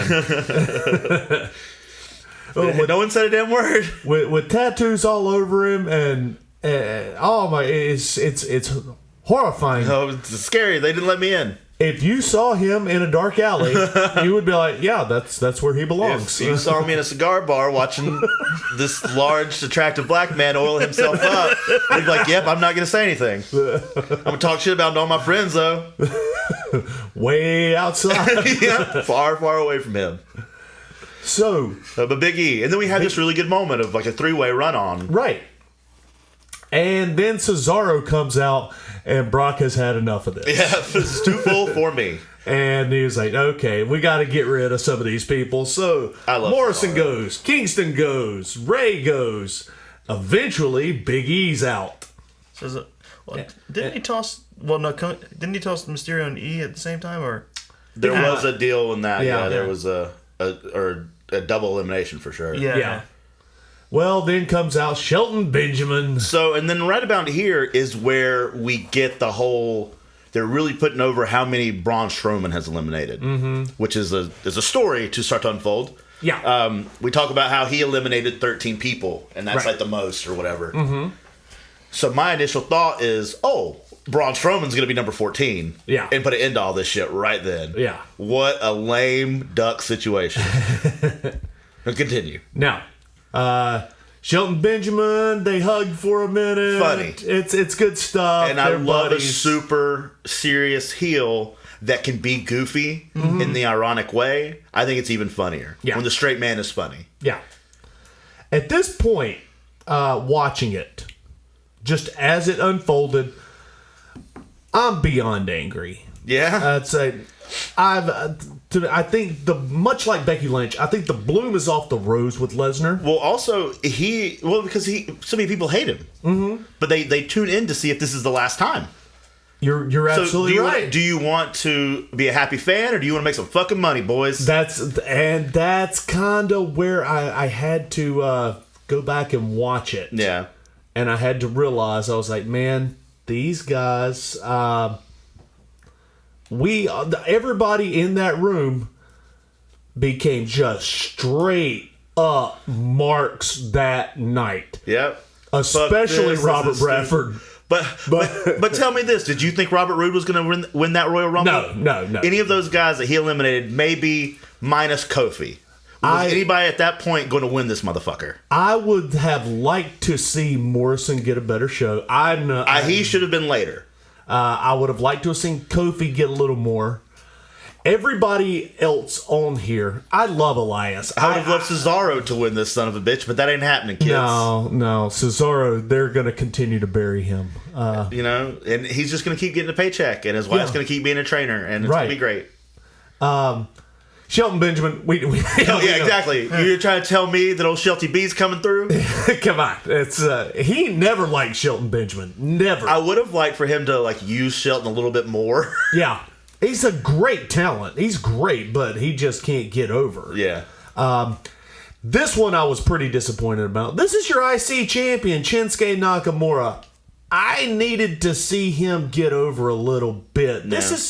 This is one of your title holders, guys. It's like the belts already don't mean shit. And it's like, can you not? I get it. Well, now we got MVP. Fuck yeah. He had the Wakanda. Yeah. He had the Black Panther. Yes, he that did. looked good as shit. And it was great. And I love MVP. I like MVP a lot myself. Didn't make it very long. Bet that motherfucker got paid. Oh, God. What do you think he got? Oh, too much. Too much.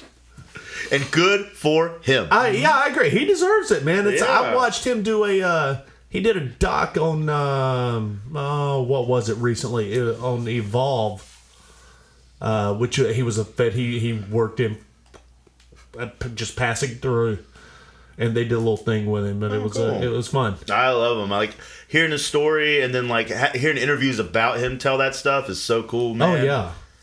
I've done shows with him. He's been super nice to me. Yeah. So I have nothing but good things to say about MVP. Right on. So then we get Keith Lee out. Fuck right. Guys, this is what we've been building to.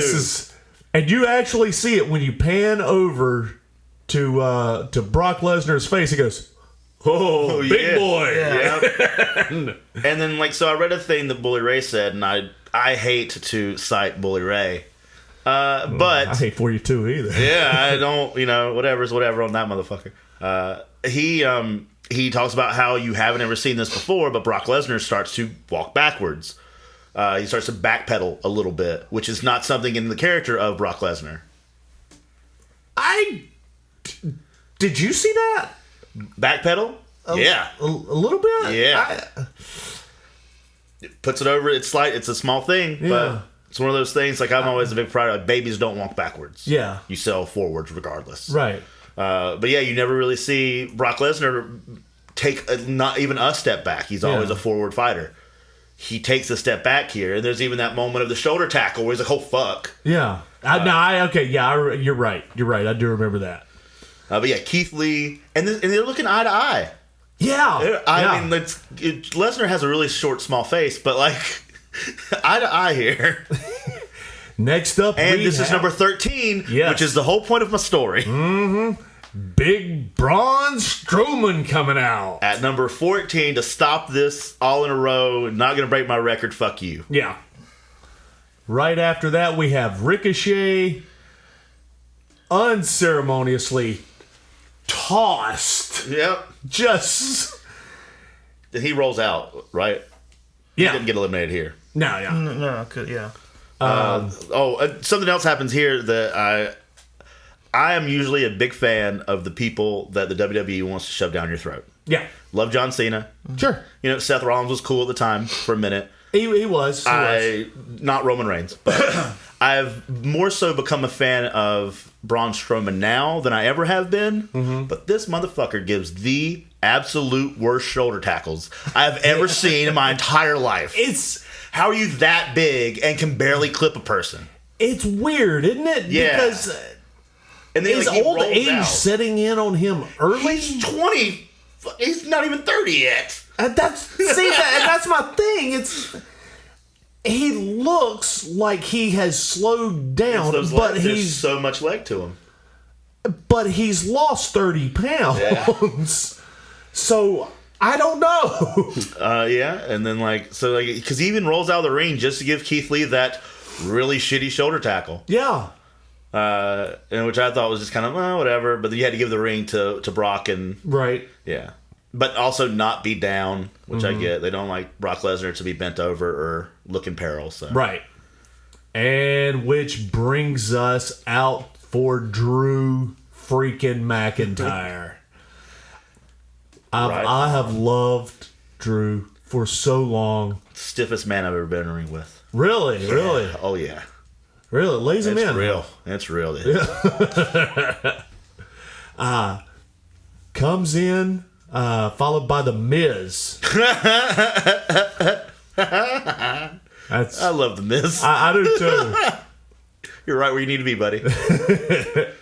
followed by AJ Styles, who apparently gets hurt. Yeah, you can see it in the playback. Gets his, I think it was his clavicle, or Yeah, it's something, because he takes collarbone? that really stupid backflip on a spear and just fucks everything up. Yeah, because it was another jolt, and it was like, and he lands all like side necked. But first off, why are you backflipping on a spear, man? yeah. Front flip on it, if anything. Let's That's the way physics works. That's again another one. Bloom is off the rose. For me. I'm not I never was a fan, and then like he had when he made his debut in the Royal Rumble that year, that was a real neat moment, and like I popped big for it just because the music and all the build up to it, because it was like the first New Japan guy to actually jump, right? And but then like from right after that, he's also not a fan of gay marriage, and I kind of have issues with that. Is he not? Really? At least he was very conservative, very religious man. Weird. Yep. Especially with that hair. Pantene. But yeah, not a fan. Not a fan. Ziggler comes out in that. Go ahead. Before you get much further down, we didn't talk about the elimination spot for Brock. Oh yeah, which we is the should. coolest thing. Well, we also didn't talk about how Brock goes Suplex City. That's true. And Braun Strowman can't take a fucking German to save his life. No, but Keith Lee can take a German, so it just rolls. Just looks so good taking it. How long What a do you think fucking it's specimen? How long do you think it's going to be before Vince puts his hooks in him? I mean, it made him there. Yeah. I mean, this is one of the things that the first person to shake Lesnar ever in this run is Keith Lee, and he gave him that spot. I think we're going to get back into we already got super jacked Braun Strowman. We're getting back into bigger guys, but I think we're going to get like a Vader-esque type person now in Keith Lee. Right. And rightfully so. He's a great guy. He's super nice. Fucking work his ass off. He's the best wrestler there. Mm-hmm.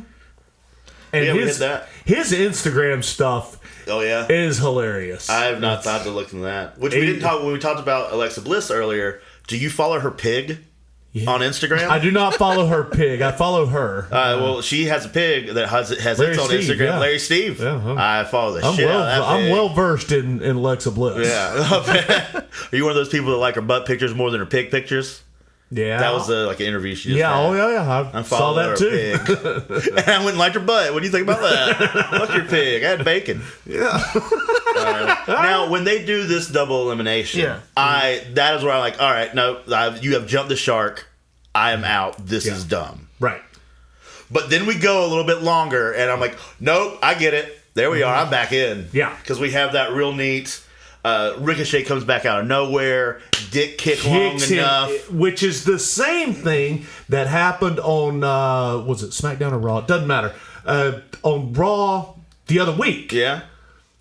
He, yeah. Ricochet got dick kicked. Oh. Yeah, by that was Strowman. payback for what. So he got a receipt Lesnar for that, which, boom, runs into the Claymore kick. Guys. Oh.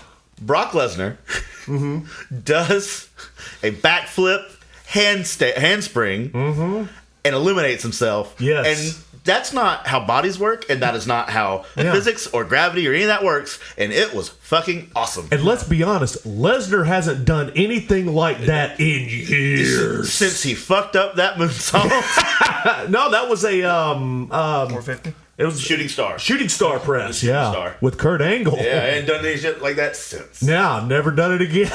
And we're back. And he's like, all right, done.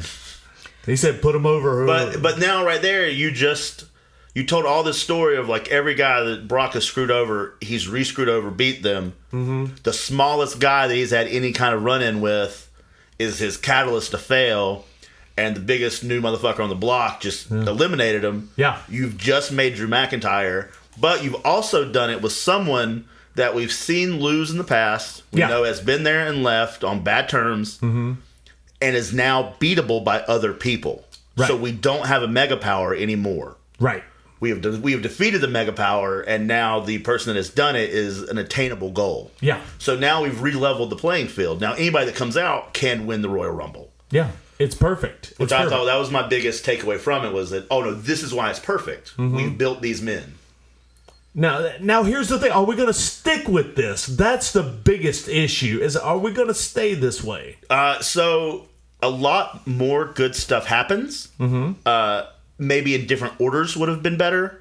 Like I think when we get like Kevin Steen area, I would have liked to see him go a little. I'm sorry, whatever. Like, I'm one of those indie marks. I know. Y'all know Paul. Y'all might know him as Triple H.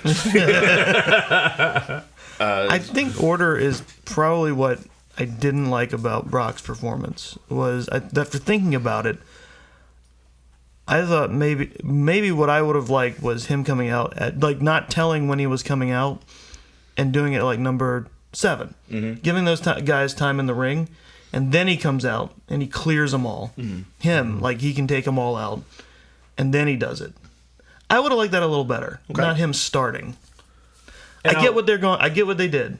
But I would have. I think, just in my opinion, I would have liked. Well, that in that case, I would have started with Shelton Benjamin and MVP. Yeah. Okay. But here you go, boys. This is gonna be awesome. But I will say this. I'll say one more thing about it, and we'll have to move on. When that Claymore kick got delivered, man, the 6 people that was in my house jumped up off the couches, out of their seats, screaming, yeah! Every one of us marked out completely. We fell for it. They hooked us. We paid for it. Let me paint you the picture about where I was when I watched this. It was like Passion of the Christ. We got upset. In my defense, I was already standing for unrelated reasons. We were some of us were crying. I want to hear that story. Why were you standing? I was getting a drink. Okay, never mind. This is a lame story. It was. That's why I cut it. I was fighting a man, and then there was a ninja outside. I had him choked up by his shirt collar up against a wall, and I was about to end his life. And then Brock Lesnar got kicked out, and I said, "Hold on." I dropped him, and we hugged, and we embraced, and everything was all right after that. By the way, Doggz, you need to lock your door. I live in a real ninja-heavy neighborhood, dog. We've been talking about that. You're telling me. I was at an Applebee's.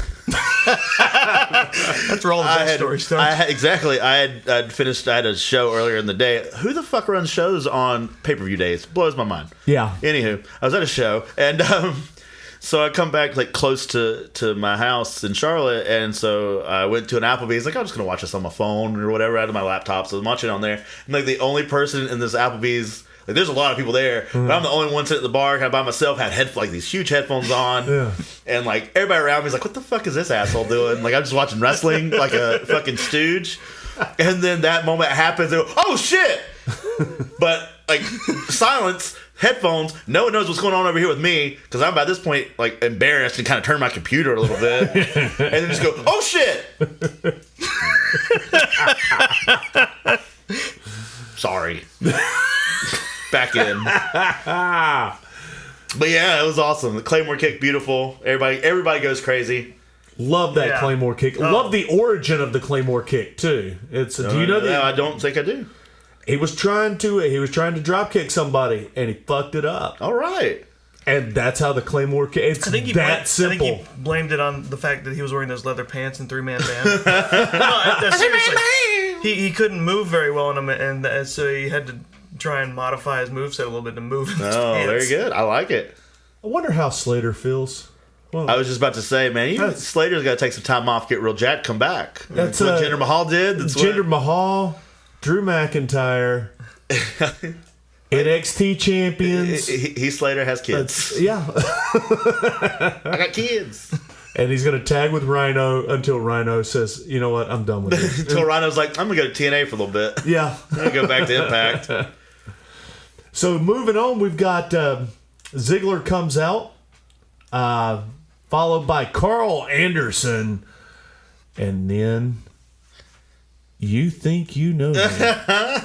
On this day, I see clearly. I knew he was one of them, so I knew he was. You saw all the reports and the picture of him looking at his gear bag and all that. So I thought he might. I thought there was about a 60% chance of him coming out, but I wasn't really sure. Still got goosebumps, motherfucker. I still got excited. Oh yeah. Because we had kind of talked about it a little bit before the Rumble started. I said, "Okay, guys, there's always surprises. Who's coming back?" And I was like, "Okay, let's throw it out here." Ronda Rousey. No. CM Punk. Come on. Yeah, get out of here on that. I said a few more that was rumored. I was like, Edge, what do you think? Nah, come on. Yeah. I had heard, and then, like, I don't know if you read the sheet on it, but, like, they had accidentally played MVP's Tron video. Oh, no. Over the weekend house shows. No. It accidentally popped up. So, like, when he came out, like, oh, okay. But the two that MVP and Edge were the two that I figured it was, and they were. Did not see Cain Velasquez. No, man. Thought that was gonna happen. Are they still doing anything with him on TV after So here's my theory. Here's what I heard. Here's a little inside baseball. What had happened was, I heard, and this could just be speculative. It could be rumor. Yeah. I heard that after he had that AAA weekend where he was doing the fucking Ranas and shit. Yep. AEW wanted it, but it was more like Cody wanted him, but the Bucks didn't, or the reverse. Yeah. And so they didn't do anything, but it was made known that they were interested in him in some way, possibly. I think Vince took that and was like, fuck it, I'll just get him. Yeah. And did that. They did their spot with at the Saudi Arabia Blood Money show. Blood Money in the Bank. Yeah.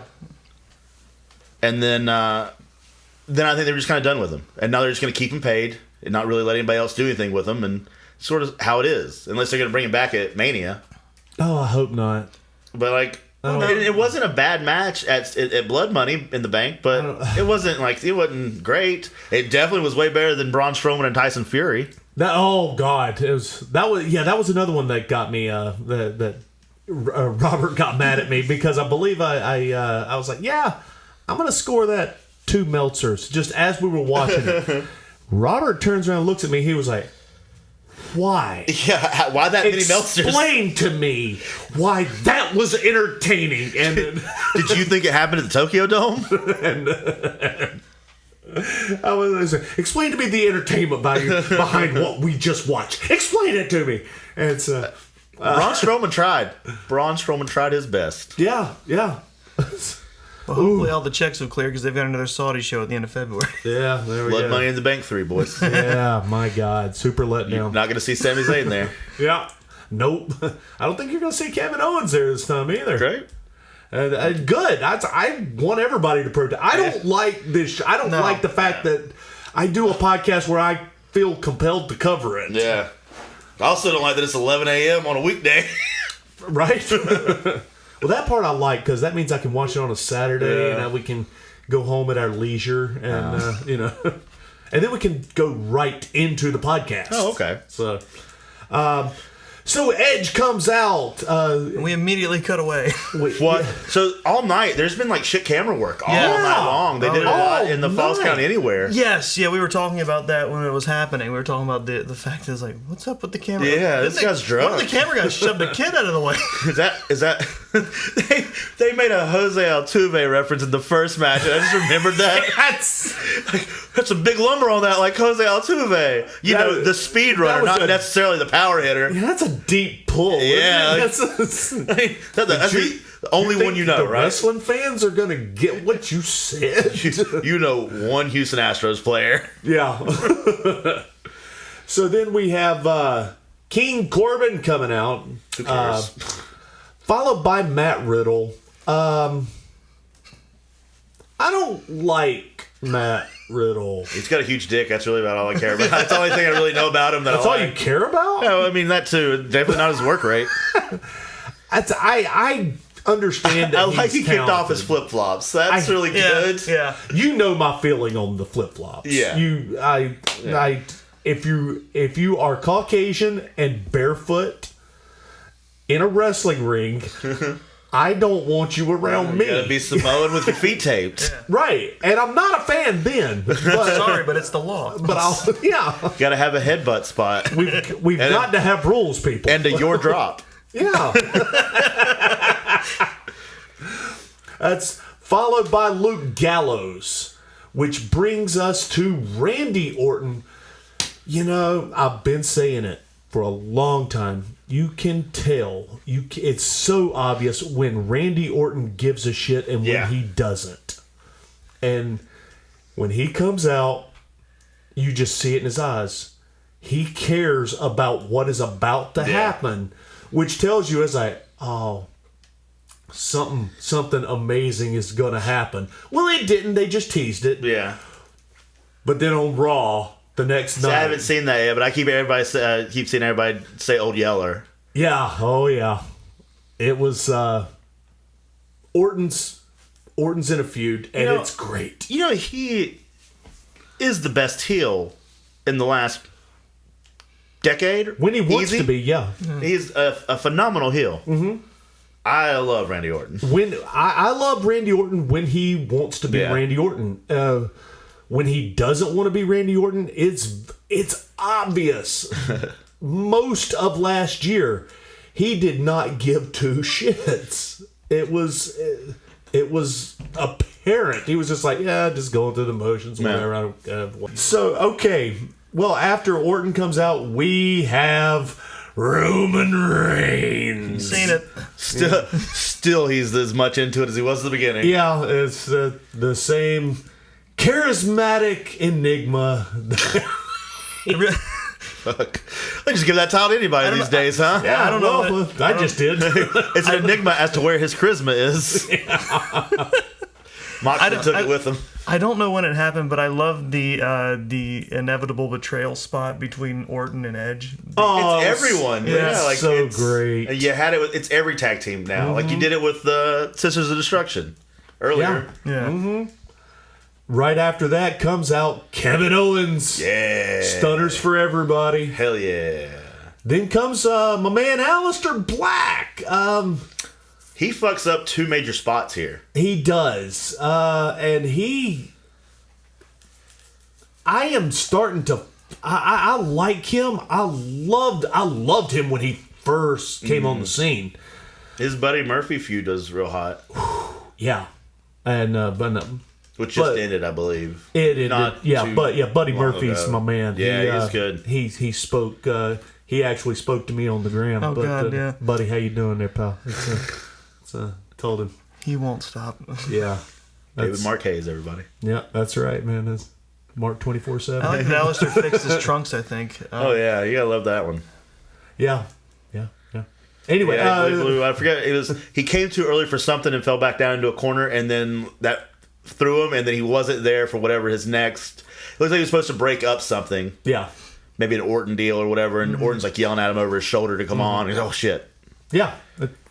We are followed out by Samoa Joe at number 29, and number 30 is the Monday Night Messiah with his +3. Yeah. Oh yeah. With AOP and Buddy Murphy. My man Buddy Murphy. I'm gonna get him to gotta get these guys out of here because I'm gonna start managing him. Yeah. Yeah. You and Bud? Yeah, he's my buddy. I told him, I was like, look, you're too good for these tag titles, man. You need to put that IC belt on you. And I was like, man, I'm glad you got a good story going now, though. I was like, man, it's a long time coming. He hits me back like 2 hours later. So it's like, yep. He's like, he said, thanks, mate. Been a long time coming. Yeah. I was like, you looking for creative? Yeah. I'm gonna go buy a t-shirt. Yeah. So I'm going to the gimmick shop. Yeah, here we go. www.shop.com. Man, but so now we've got all our people in the ring, and it's going down, man. And who would have thought? Fucking Christ! You can't turn that phone off. No, I can't. I'm on call. Okay, never mind. So everything's going down, and out of the blue, you just we have a new Royal Rumble winner. Mm-hmm. And that winner is none other than the Scottish psychopath, Drew McIntyre. Loved it. The comeback kid. Well deserved. Yeah. Mr. 3-Man, the one-man band himself. The one man, yes.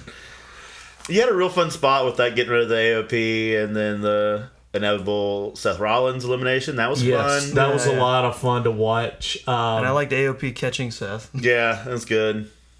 Speaking of God, we did not talk about about the Otis? women's- Yes, Otis. I've had that in my back pocket to bring up before this was done.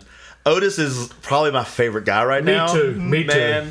And so much. I also watch. He's a huge Wisconsin. Like he's from Wisconsin. Mm-hmm. Sheamus on the WWE YouTube has a workout thing that he does. Oh yes. And he does one with Tucker and Otis, and it's Otis the entire time just being a weird motherfucker, like talking. And I love him so much, and that shit with the ham, and was it Mandy Rose? Oh yeah. We could talk about how cameras don't catch shit, and how he just ends up on, or she just ends up on top of him. Yeah. I think they fucked the spot up. It was delayed. Because They just show her, but they don't go back and show a replay. Mm-hmm. That's why I think they fucked it up. Yeah. But still, the idea is cool. It'd be a very hard spot. Was he under the ring the whole time? I think he was under the ring. Yeah. And what's he from my vantage point? You see Mandy go over the top and hits the apron. Yeah. And she lays there for a long time. Yeah. I mean, it'd be impossible to figure that out. Yeah. When it come out. She lays there so long that, like, we're watching her and we're starting to say, "What is she? Is she okay?"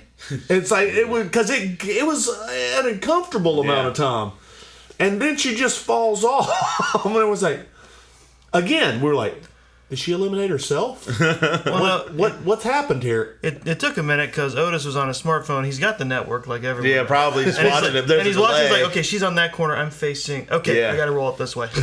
And we get that fun spot, which is cool, even though they obviously fucked it up. They did. Yeah. But I don't give a fuck. Yeah. I still loved it. Then we get some of the best commentary of all time with Otis goes over to the announce table, and Corey Graves and King are shitting on him for being fat. Yeah. He's like, he goes. Corey, somebody says, I think it's like whoever the meaty guy is, the play-by-play is, goes, Otis sitting right here beside us, and Corey Gray goes, he's so big he's sitting beside everybody. I don't know what appendage of his just hit this table. Did you see Otis? See him, I can smell him. Yeah. They fucking go in on Otis, and it's amazing. And then after he does the save, he's also out there ringside cheering her on. Yeah, It's amazing. And then as a part of it, like catches her again. Which, that spot was what great. is the girl's name? Dakota Kai? No, Sonya Deville. You're right. Yeah. When she gets eliminated, if you watch, she kicks Mandy in the mouth so hard. And this is not the first time. It almost makes me wonder, man, did they have heat sometimes? Because she couldn't see where she was going over the top rope, but she blisters. I want to say you were way too close. It wasn't the last WrestleMania, but the one before that, when Sonya just tatered the hell out of Mandy. But Sonya's one of those shoot fighters, though, isn't she? Yeah. So it's hard to pull that shit when you've just been beating the hell out of people forever. I mean, it was, and it's not the first time it happens a lot. Really? Between those two. Fire and desire, baby. You gotta want it. But we get it, and it's a great pay-per-view. It is. It was. I originally had I gave the Royal Rumble 3.5. I went back and watched it. Had a better understanding of what I just watched, and I had a realization that I was like, you know what, I got work. They work the boys. Yeah. And not in those weird ways where you're like, oh, it's going to be real funny if we work the boys. Yeah. No, you just were invested. Yeah. You were drawn in, and you got worked. Yeah. And happens to the best of us. I sure did. That's what happens. That's what happens when it's a good pay-per-view. And it did it. So I had to turn it back to a 5. Yeah, man. There's a lot of stuff that could be fixed. A lot of stuff. Oh, yeah, always. Could have happened different. But for the overall story, that was an awesome pay-per-view. I can't remember being that invested in one in a very, very long time. It's been a long time. And honestly, I'm giving the Royal Rumble a 4 Meltzer rating overall. Yeah, I'll take that. Yeah. I mean, this is a high start for the Royal Rumble. I'm hoping New Year, New Me. The road to WrestleMania is upon us. Yeah, I'm hoping we start moving down a comfortable, entertaining trail because last year was awful. Hey, it's selfie time. Well, I didn't want to be. It felt very Paul Heyman, like a lot of hands. Paul Little Heyman. bit. You read the stories about who he's like kind of picked out to be the future and stuff. You can see a lot of that in that Rumble. Yeah, it's this is going to be good stuff. I'm excited. But the problem is, I get it. I've been excited before, and they've hurt you before. They have. I'm still. Who hurt you, two dogs? Well, Seth Rollins and the Hell in a Cell for starters. That wasn't Seth. That isn't him. That's what the referee kept saying. That was the weirdest fucking. That's God. I'm not quite over that yet. It was Chris Parnell's character in Anchorman when Ron accidentally curses on the air. Yeah. Why would you say that, Ron? Poop mouth. God, guys, it's 2020 and we're making Anchorman references. Yeah, I know. Well, it's a great movie, and it relates to Hell in a Cell. Some would say that you can start at a certain point and they match up throughout the show. Yeah. Right when the lion roars. So we have... Right when Baxter barks. Yeah. So we have a... we're not going to do the rankings today, but I am going to the fashion plate. And I'm going to ask you... Everyone else talked more about clothing that night than I did. I know. And that's why we are in need to hear from you. What? Okay. Best dressed. Well, what do you got? Bianca Belair, who made all her own stuff. There you go. Well, that's cool. That's all right. I was going to say Lana because she was dressed like Miss Marvel. That looked great, but... It's probably the only award I'm ever going to give Lana. That was a fact that I picked up from Twitter. Promos, baby. That was a fact I picked up from Twitter afterward because she talked about it. What do you got for worst dressed? I can't remember. There was a lot of things happening that night. Let's just go with Brock because he just wears the same black pants every time. Elias, because you can't wrestle in those pants, man. No. Yeah, it's got to be. It's got to be. He knew. Well, he knew. That's why he put the drifter, pants on. baby. That's why he put the pants on. It's like, these are my eliminating pants. Yeah. Now, I'm going to go over here to Hensley. That's right. Hope you were paying Best acting moment in the Royal Rumble. I honestly, I got nothing. I knew you were going to do this. Yeah. It lost me early on, and it never really got me back, and especially that Royal Rumble, the men's Royal Rumble. Oh, yeah, he was complaining the whole time. He's not a huge... He was just like, hurry up so we can go home. Yeah, I mean, by the time we hit the hour marker on the men's Royal Rumble, yeah, I'm sorry to let you down, Doggz. That's okay. I will bring it to the guest. What do you have best acting moment? Who is this Brock Lesnar Keith Lee moment? Yeah. Who's it? Big boy. Yeah. Okay. Who's this guy? Worst acting moment. Lana trying to cut that promo. It's always going to be gave Lana. her that mic? Man. Yeah, it's going to be that one. Yeah. Fantastic. Unfortunately. She gets 2 awards today. Good girl. 2-time Slammy. Yeah. 2-time Davey Award winner over here. Well, guys, I think that's going to do it. Before we get out of here, Zane, what do you got coming on, man? When does this come out? Tonight. Oh, fuck. If you're lucky, I'm right now. You're in Lincoln, North Carolina with me. You're doing USA I'm going to do it Main tonight. Event? Yeah, I just got on it yesterday. I wish I wasn't on call, man. I'd run up there. Come on. This coming Saturday, February 8th, I run a company out of Charlotte, North Carolina called Queens of Combat. It's an all-female wrestling show. We have a show it's not in Charlotte this week. Normally it is in Charlotte. It's in Winston-Salem at the AML Training School. But you can find us all over social media, Queens of Combat.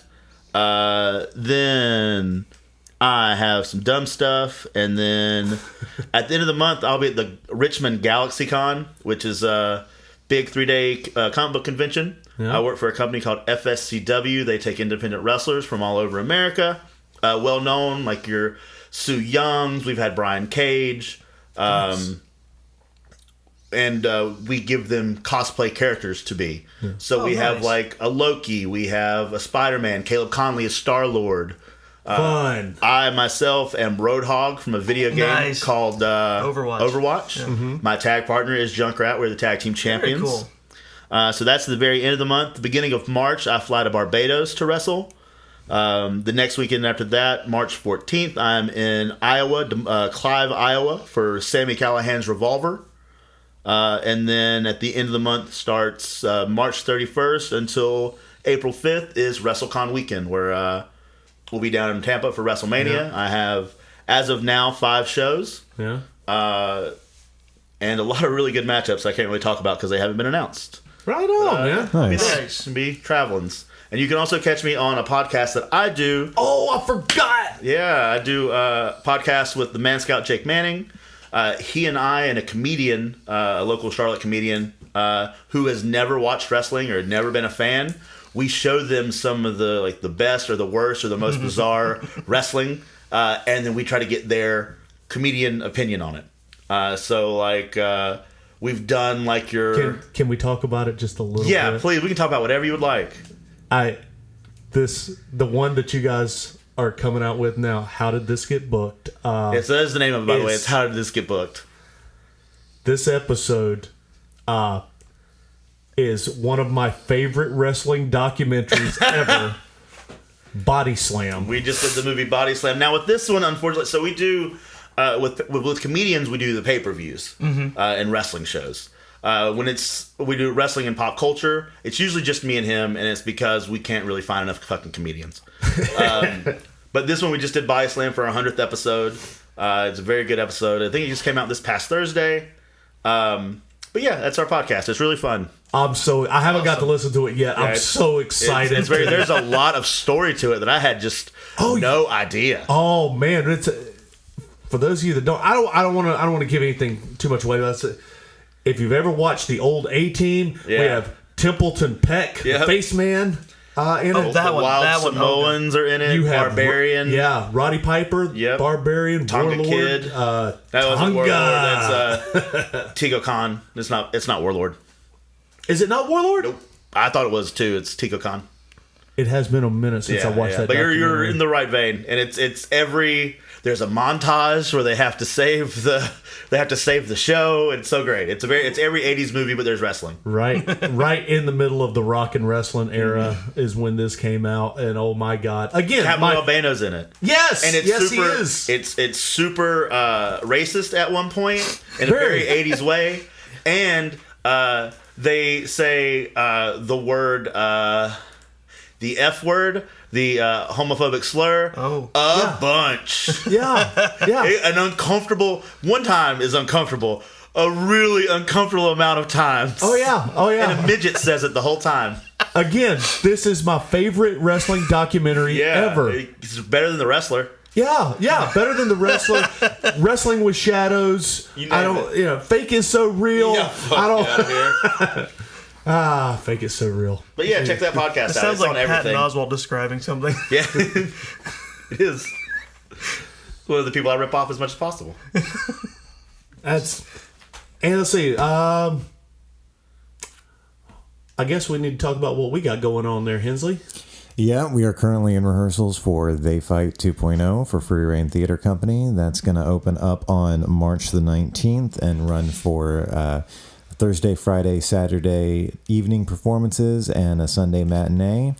So you can be on the lookout for tickets for that at carolinatix.org. And we'd be remiss if we didn't put over the podcast with Jason and Mike. Absolutely. So that's what we got. You can also catch them on the weekly wrestling wrap-up on L-Town Radio. So yeah, you can check those out there too. I just started with L-Town Radio, and I'm having a really good time listening to that. So what is that? That's Jason and Mike. They just started another podcast? Doing another podcast. All right. And they're talking about Raw, SmackDown, NWA Power, AEW. They're just the wrestling review show. Yeah, cool. Wrestling review show through the week, and yeah. So We got a lot going on here. Zane, thank you so much for coming in. Just a little slice of heaven. I would love to do it all the time. I just don't like watching the pay-per-views, so I can, Fair. I'll get you with the good ones, though. Right on, right on. Anytime, you've got an open invitation, my friend. Barnes, you got anything for us? No. Great. Awesome. Where can we reach you, Barnes? You can't. Oh, come on. Cool. Come on. That's fair. Come on. No. Say no. it. Say it. Oh, Do you have a really stupid social media name? No, I haven't. It's Not Chris the anymore. OK on Twitter. It used to be Chris the alt-right. It did not say that. Whoa. It was all right, and then they started doing this bullshit. No. We know what's in your heart. And Hatred for you, yeah. And you can catch me at on Instagram, Two Dogs This Is a Work. You can catch me on Facebook, David Two Dogs Hayes. And you can catch me on Twitter, David Hayes 357. Everybody got that? Here, What does that mean?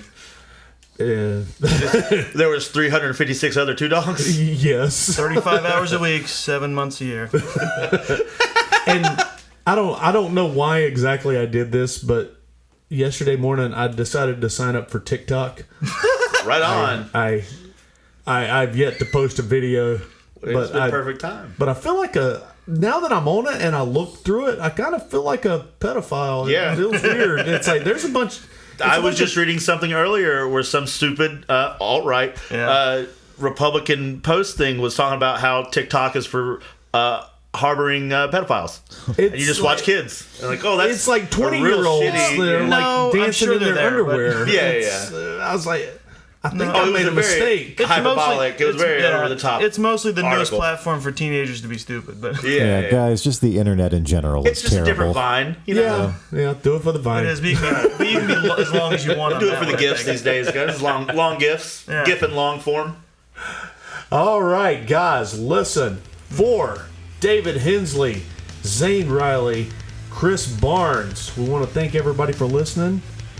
And remember, if you got out of bed today, you had a job to go to, someone that cares about you when you get back home, folks, this match is over and you just won via pinfall. Thank you very much for listening to This Is a Work. Thank you very much for listening. If you enjoy the show, please make sure to check out our sister show, Long Walk Talks, hosted by myself and Chris Barnes, and also our other co-host, Stan Wilson Lee. Also, if you enjoy the show, please leave us a rating and a review. And you can also follow us on our YouTube channel. The easiest way to find that is by liking us on Facebook, Long Walk Talks, and This Is a Work, and you can see all of our other shows, including the wrestling news update segments that we do periodically. Thank you for listening, and we'll be back soon.